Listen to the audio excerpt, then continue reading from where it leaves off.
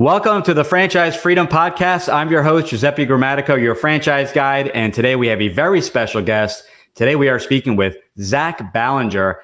A little bit about Zach. Zach has been motivating for over 14 years individuals and audiences, all ages, at high schools, colleges, nonprofit organizations, civic groups, and corporations through his presentations, seminars, videos, podcasts, books, and articles. So been all over the place.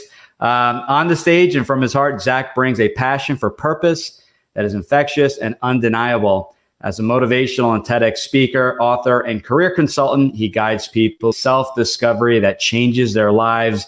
Zach, welcome to the show. Thank you so much for having me. Great to be here. Yeah, looking forward to it. So before we get started, I always like to ask each and every guest, give us a little bit about your background, kind of who you are, and how did you get into what you're doing today? Yeah, I think it all starts for me back in college. I never knew what I wanted to do. I was always jealous of people that had kind of found their passion, like they want to be a doctor or dentist, and they work towards that goal. Well, for me, I just kind of stumbled through different business majors in college, never knew what I wanted to do. And I figured I'd do pharmaceutical sales because that made a lot of money back then. It was a hard industry to get into. And I got into it and I enjoyed it for a few years. But I think when your passion's not there, things quickly die off. And it did for me, certainly. And then coupled that, I had a diagnosis with a medical condition called Meniere's disease. It actually took half my hearing, so I am legally deaf. And during that process, I woke up with two freight trains running down the side of my ears. 90% I could not hear. Went to doctor after doctor, a lot of failed therapies and surgeries. And finally, one doctor told me, he said, "How much stress is in your life?" And I said, "Well, that's a really stupid question because we all have a lot of stress in our life." And he's like, "How much stress?" And we began to peel back the onion. And it was, for me, a job that I hated that was actually adding to that stress. And I knew for me, it was a matter of time to have some self-discovery to figure out what I really was good at. I never did this exercise. And for me, it was teaching. It was motivating, and teaching seemed to be that passion. And we think of high school teachers or college professors only when we think of teaching, but teaching could be a motivational speaker. And for me, I wrote my first book, The Hot Seat: How to Meet the Challenge of a New Era in Job Interviewing.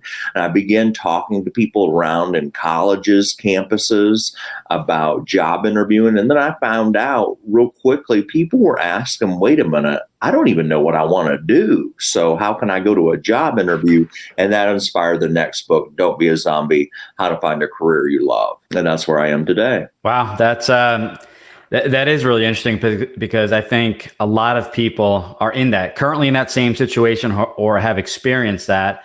And it's kind of figuring out what you want to do, right? What do you want to do when you grow up? And I think that passion piece we talk about, that's a weekly conversation. And I think, correct me if I'm wrong, because this is how I approach it, and how I had a few mentors and coaches kind of help me through this process.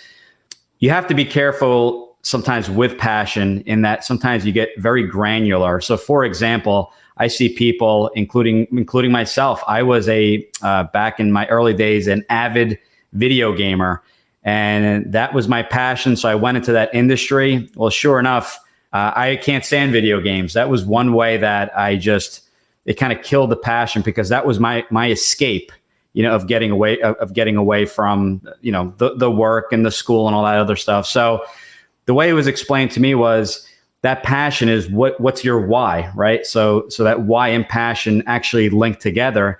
And as I got older, my why was spending time it wasn't making tons of money, kind of like your first career. It was spending time with family and travel and things like that, and what vehicle could get me there. And there's obviously multiple vehicles, and then obviously dig a little deeper with strengths and interests and things like that. But talk to us a little bit more about, having that reason, that why, that passion, and maybe give some advice to people that are struggling in that area. Yeah, it's a great scenario because I think a lot of us are there. And what happens is we equate, for a long time, I wanted to be an NBA basketball player. And I talk about that in my story. When I was 15, 16, 17, 18 years old, that's what was my dream. That's what I felt like my passion was. Right. But obviously, if you looked at my body, I was about 200 pounds with no muscle at all and 6 feet. And I wanted to guard Shaquille O'Neal. And realistically, people from the outside are looking at that and they're like, that might not be your passion in your career. And so basketball was a great foundation. It was a good sport. It taught me a lot of leadership lessons and I like to play it. But was I realistically going to be an NBA player? No. And I think for a lot of us, we've got to separate our hobbies from what our passions are. And so we can be passionate about nonprofit and giving, but that might not necessarily be what a career pathway we've been. So when I talk about passion for your career, it's something that gets you going. It is your why. It's these conversations that you want to be having every day. What do you want to be involved in? What are you happy at most of the time?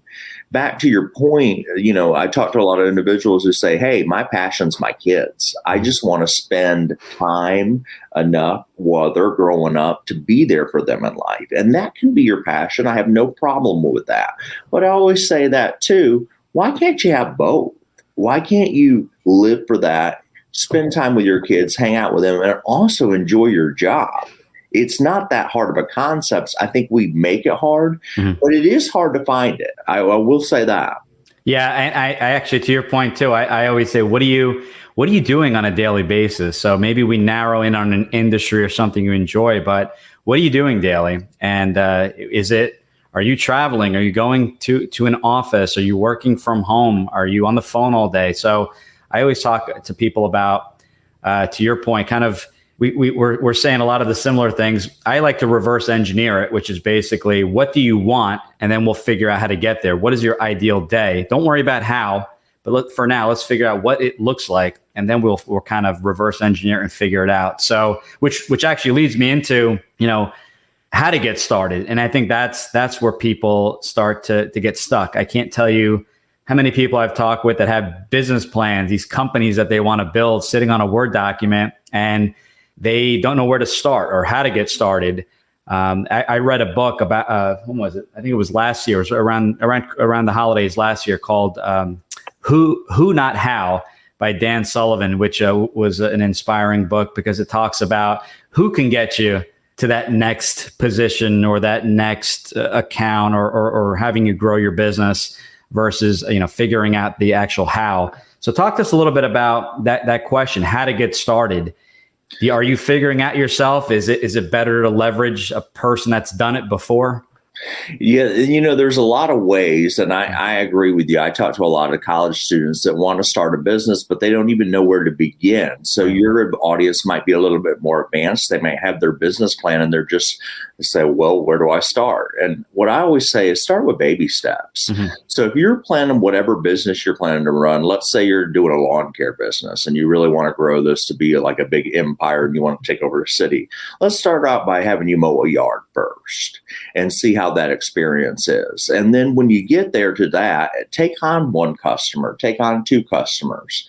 But I always tell people to start small, especially when they're talking about businesses. I want to see, I talked to the other day, somebody who wanted to be a great chef. And so he wanted to own his restaurant. And then I kind of started feeling I said, well, have you ever worked in a restaurant? No. Wow. And I said, have you ever thought about preceptoring somebody? I really encourage people to do preceptorships with business people or have a mentor so you can actually get hands-to-hands operational experience. And a lot of times when you volunteer with a business, guess what? They're going to let you work for free. Right. And so you come in there and shadow them. And so this individual actually took my advice, believe it or not, went around behind the scenes for a week. And, a few months later, I ended up talking to him and I said, so how's that chef going? And he's like, figured out I didn't want to do that. I did not want to own my own restaurant, because a lot of times they're owning your own restaurant is different from you actually cooking, and your cooking was your passion. He's like, operations, finances, that's just not for me. And so he ended up opening up a own catering business on the side and is trying to grow that right out of his kitchen. And so start small, start somewhere, and start off, like you said, by a mentor or actually getting your hands dirty and seeing how the process works. If one of your audience members wants to own a franchise in dry cleaning, but you've never been to a dry cleaner, then I really want you to learn more about it. So the more knowledge you have, the more confidence you have, that confidence will give you that motivation to get started. I like that. Great advice. And to your point, talk to other to your point with the chef. Talk to business owners. Free help. Yeah, who's going to turn down free help if it helps you to gain experience and get clarity on what you want to do next? So I think that's crucial. And we tell, all our aspiring franchise owners is just talk to people, visit people, talk to other, we call it validation, talk to other franchise owners and pick their brains. Just because, to your point, you love cooking doesn't, when you run a restaurant, you're still going to maybe cooking, but there's hiring and firing. There's finding that first location, obviously in the beginning, the infancy stages. But you want to make sure that role is in line with what you'll be doing kind of on a daily basis, and have certain expectations in place. So I think doing the research online is great, but actually, to your point, doing it, mowing a lawn. You want to own a lawn service and you've never mowed a lawn.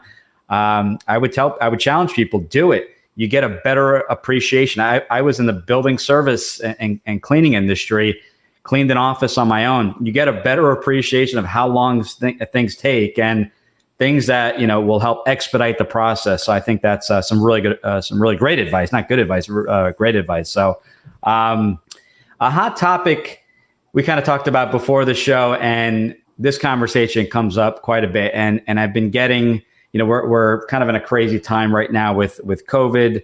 A lot of people are still looking for work, but you talk to a lot of business owners and they can't find help, depending on certain industries, maybe a little bit more difficult than others. So talk to us about the importance of hiring, about, finding the right staff. As I call the staff is the lifeblood of any business. So talk to us a little bit about staff and the importance of hiring.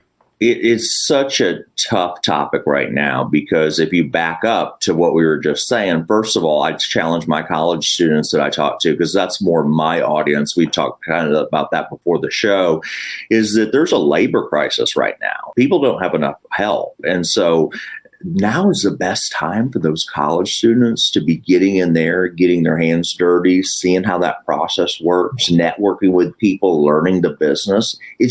There's no better time. So we always say this is the worst time to open a business. I disagree with that fundamentally. Mm-hmm. I think it's the best time. Now, it can be the worst time as well, but it can also be the best time. And that's why I tell my college students, get in there, ask questions, ask to volunteer. Right now, people need help. Even at big corporations, yep. People need help. So that's a way to get your foot in the door. Now, back up to what you were talking about. How do we hire?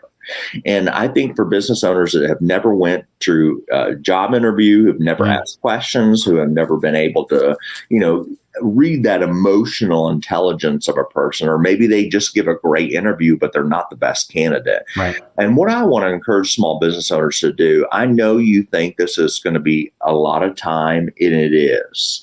And I always say, take your time on your first hire. Mm-hmm. Spend 6, 7, 8 interviews with that person. And I'm not talking about where you're just getting it in a suit and a tie. You actually take that person out to coffee. Take them out to dinner, start talking to them, really learn about their character, learn about their leadership. And when you check references, I think that's so important. A lot of times, we know the candidate's going to give us their 3 best references. I mean, that's common sense. But I would ask the question, do you mind if I talk to your previous hiring manager? Mm-hmm. And maybe they said, well, I don't really want you to do that because of the current my job I'm in. Mm-hmm. Of course you wouldn't do that. But let me talk to somebody that's actually managed you before. Right. And really start digging through that person. Not that we don't trust them, but we want to trust and verify their information. Also, what I encourage business owners to do, if somebody's talking about what they accomplished, I'd love to see something that shows that. And so while candidates can make up stuff, we know they can fudge stuff. But if they say they want a leadership award, I'd love to get my eyes on that, or maybe even see it online, so we can verify some of this information. And then we learn their character. We can bring them on. You can teach skills, but you can't teach character. I like that. And I'll even add to that, because even in my first business, hiring was not easy for me.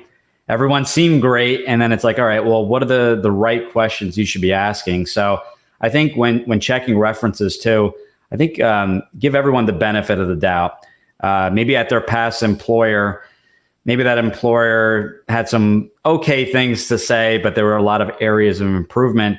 Back into that conversation. Well, what kind of training? Maybe they didn't give the employee a shot, right? They didn't have a training manual in place, or they kind of gave one day of training and it was off to the races. Kind of figure things out and hopefully it works. So I believe in second chances, digging a little bit deeper. And to your point, especially your first couple hires, spending lots of time, because they are the lifeblood of the business. They are an extension of your business, right? If there's any complaint, whether it's your employee or that employee did a poor job, it's a reflection of your business. So I always, unfortunately, sometimes I made mistakes as well, right? My employee would have to come back and say, we apologize. Maybe that email got missed or that phone call got missed. So, but I think hiring is crucial right now. And I think if there are college students kind of going into the workforce, this is a great opportunity. And another kind of cool thing, not that, you always try to look at the positives in things, but with COVID is you can ask, what did you do to get through COVID? I have all my franchise candidates do that. That's a great validation question. Did the franchise step up? Did they help their franchisees? Did they all go out of business? Did they close all their stores or their businesses? So I think when talking to companies, find out what they did. Were they innovators? Are these companies? Because you also want to interview in a way the corporation, the company that you're interviewing with, to make sure that they're a good fit for you, that you have a long career, that they're going to be teaching you and helping you grow. So I encourage everyone in a professional manner. You also want to be interviewing your future employer. Would you agree with that? Absolutely. Yeah. And what you said, like, just to back up a little bit, and when I talk about verifying references and talking to hire managers, it's strictly a character thing that I'm looking for. Because, if you talk to them and let's say you call IBM and you talk about Sally's previous work history, and the manager's like, well, Sally wasn't that great of a candidate. She struggled at the software engineering side. She just couldn't pick up on technology. And then when you interview Sally, she's like, I didn't like IBM because I don't want to be a software engineer. That's not my strength. My strengths are planning, organizing, it's admin. And so that's another way you can peel back the area of the onion. If it's a hard task versus a soft skill, I'm more interested in, Sally couldn't cut it out here. She couldn't master the PowerPoint. Well, if that's not a function of the job that I am, but Sally's there every single morning. She's got a smile on her face. She's coachable. She's accessible. She's a team player. That's what I'm looking for right there. Right. That makes a lot of sense. Did I answer your question? You did. No, you did. Okay. And actually, you actually clarified a little bit too, because we were talking about just pure, performance review, contacting a previous employer. But you are right. When you are in the wrong position, and that doesn't help. That doesn't help at all, right? You're in a function where that's not where you see yourself. Then maybe they're interviewing for something completely different. So I think character is huge. And I think a lot of employers, I was back in 2007, my first business that I owned on my own. And it wasn't something that I had to do before. It was kind of, I've had been in the family businesses where someone else took care of that role. So that's not something that's something that it's a skill. It takes a little bit of practice. It's not just about a job posting, but okay, I got this great posting. How do I know who's the right candidate? And these are expensive mistakes to make, because now you are spending maybe a month training and traveling with this particular person and getting them up and running to find out. You hired them for a sales role because they saw that you could make $100,000 your first year, and they're more of an introvert and they prefer to kind of deal with the financials. And I had that happen to me, and we had a really good conversation. And that one employee ended up being one of our most valuable employees. We shifted the positions, and but it was nice to actually have that conversation. But it was my fault for not maybe asking the right questions to see which was a good fit. So, and to your point, everybody's nice when you interview them. Sure. That's right. First-time business owners. They're like, well, they were just so nice. And, when I consult with them and I'm like, well, nice is great, but it's almost like dating. Everybody's nice when you first meet. Right. So we keep that in mind. Interviewing is like dating. It's getting to know that person, getting to know what makes them tick, what's their value systems, all that good stuff is very important. And that's why I encourage businesses who say, well, I just don't have time, Zach, to fool around with that. I only have time for one interview. Well, you're going to be probably hiring a lot then. Right. Yep. And it's very costly. So good point. Talk to us about your books. If you can give the titles, we'll include all that in the show notes. And yes. Thank you. Books. So yeah. And then, who, I guess, as a follow-up, sorry, not to interrupt. Sorry about that. You're fine. So the books and who should be contacting you kind of, is the best route the book and then going to your website, or I guess what does that all look like? The easiest way people can get a hold of me is zachballinger.com, and all my social media links are right there. My Instagram, my LinkedIn, which I encourage everybody to have a LinkedIn, and then my Instagram. So for the younger students who want to follow me on Instagram, I'm all there on those 3 platforms. I do the show, the Zach Ballinger Show. That show is a career library where, let's say you've always wanted to be a detective, or you always wanted to be a police officer or a rapper, or whatever. We're creating a library of careers for informal interviews that you guys can listen to if something that strikes your passion that you've always thought about you wanted to do and you wanted to hear an informal interview. It's assembled a career library and for you to learn more about that career and connect with that person.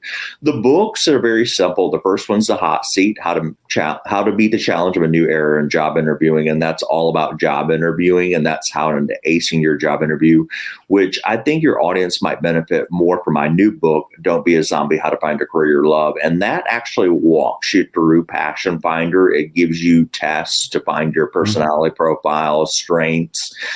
We talk about why you should have motivation. What are some motivation? We give you specific tactics. So after we get done, we don't just say, well, there's a nice book for you to read. We give you day 1, day 2, what to do, action items for you to get started and for you to find true passion in your life. Oh, wow. That's great. Yeah. And I think that's what's missing in a lot of books. It's kind of, you have all this great information and it's like, okay, what do I do now? What do I do? How do I get started? Give me a sample week. Give me my next 7 days. What do I do immediately after reading the book? So I think that's crucial. And it's missing in a lot of content, books, whether it's a book or a website. I talk to people all the time. They're full of information.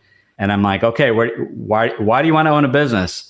I don't know. I heard, and they're giving me stats, and I go, I don't care about the stats. Right. Yeah. The odds are against you in many businesses, right? Especially at your first year. I believe franchising will assist if you find the right business for you because you have that support. But let's put all that aside. Why do you want to own a business, and why do you want to own a business now? And it's like, that's where you stump people. So these are great. I really like this, where some of the stuff requires a little bit of thought, challenges you to figure out what's next, what's going to make you happy. And I encourage everyone to check out the book. If someone wants to reach out to you, going right to the website, can they contact you directly, or do you just refer them to your website? No, they can contact me directly. So, and that's the beauty of the website. It's got a form in there that can ask Zach. And so you can actually go to the contact section on the website, and my email's right there, zach@zachballinger.com, which is pretty easy to remember. And then as well as just get plugged into my social media links. And I accept, if you are out there listening, the only thing I say for LinkedIn is put in the note section who you are, how you found me, because a lot of times we might get spam and we might ignore those connections. And I always encourage anybody who are connecting to people to put in their note section how they have heard about somebody or they know them. Awesome. Zach, anything else that we did not touch on that you'd like to share with the audience? No, I would just say out there, look, we've been through a really challenging period. I have a speech tomorrow just talking to college students, and it's refreshing to sometimes talk to them because, they're so raw and emotional. What we went through in 2020 was tough. I mean, we saw a lot. We saw families lose businesses. We saw wealth wiped out. We saw people get sick, or people, whether you wear a mask or you don't wear a mask, just all this stuff has shifted and transitioned, and it's made challenging. And I think we're coming out of the light of the tunnel, luckily, out of this. But I would just say, look, I know you've had it tough. But a lot of people might say this is the worst time to own a business, labor shortages, stuff like we talk to, supply chain issues that we just talk to behind the scenes. But what I would say is also the best time to own a business. And we have everything before us. Think about the technology we have. Look what we're doing right now. I mean, could we have said 15 years ago you could own your own podcast and do this video type interview, get out important information for basically nothing? Right. And so now is the best time to own a business. So I just encourage you, if it's always been a passion of yours to be entrepreneur and to own your own business, go for it. Take baby steps, keep learning and developing, and you will make it with that tenacious passion that you have. Like that. Love it. Zach, I really appreciate you being on the show. I'm sure we could talk for hours and hours, but some really good advice. I encourage everyone to reach out to Zach. We'll include everything in the show notes, the book, the website, so you can contact Zach directly. Again, Zach, I appreciate your time, and I hope to talk to you soon. Thank you so much. Thanks for having me. Enjoyed it. Take care.